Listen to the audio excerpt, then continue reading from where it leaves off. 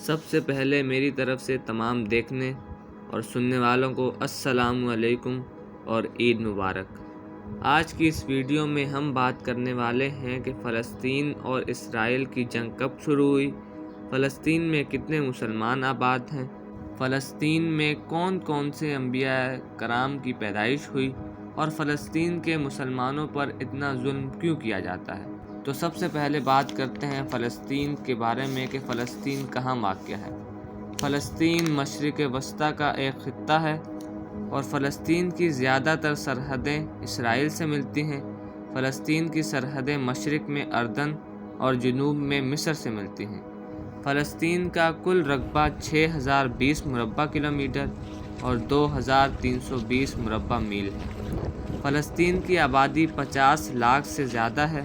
اس کا دارالحکومت یروشلم اور رام اللہ اس کے انتظامی مرکز کے طور پر کام کرتا ہے۔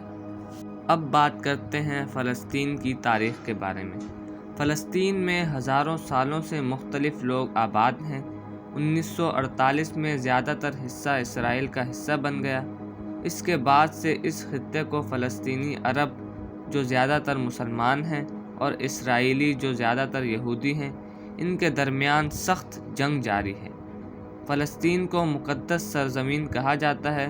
یہ 3 بڑے مذاہب یہودیت، عیسائیت اور اسلام کے لیے ایک مقدس مقام ہے۔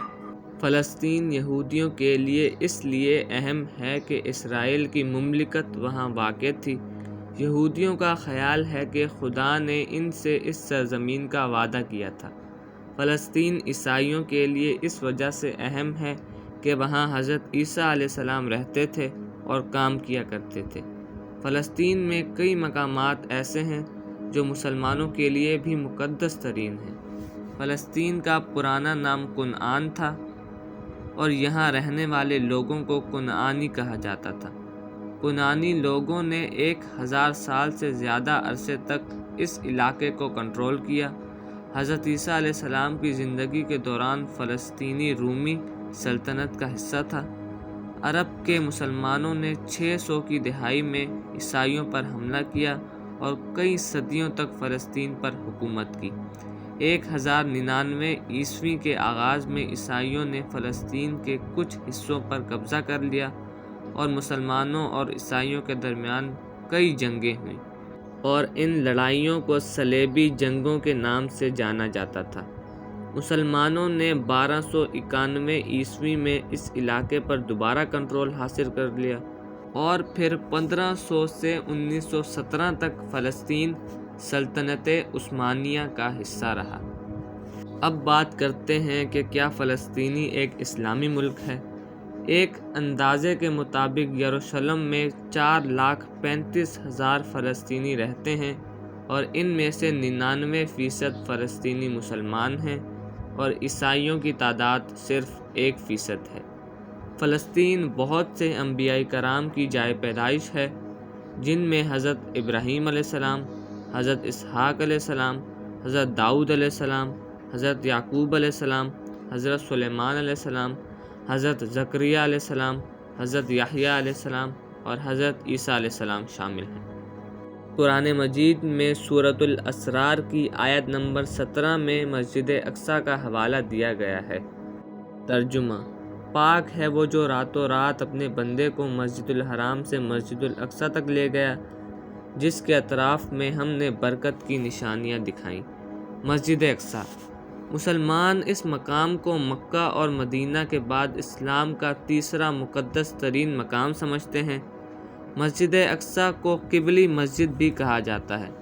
مسجد اقصیٰ 8ویں صدی عیسوی میں تعمیر کی گئی۔ اسلامی روایات کے مطابق مسجد اقصیٰ کو خلیفہ دوم حضرت عمر فاروق رضی اللہ تعالی عنہ نے تعمیر کیا تھا۔ مسجد اقصیٰ 796 صدی عیسوی میں ایک زلزلے میں تباہ ہونے کے بعد اس مسجد کو 758 صدی عیسوی میں عباسی خلیفہ المنصور نے دوبارہ تعمیر کیا تھا۔ اب بات کرتے ہیں فلسطین ایک امیر کنٹری ہے یا غریب۔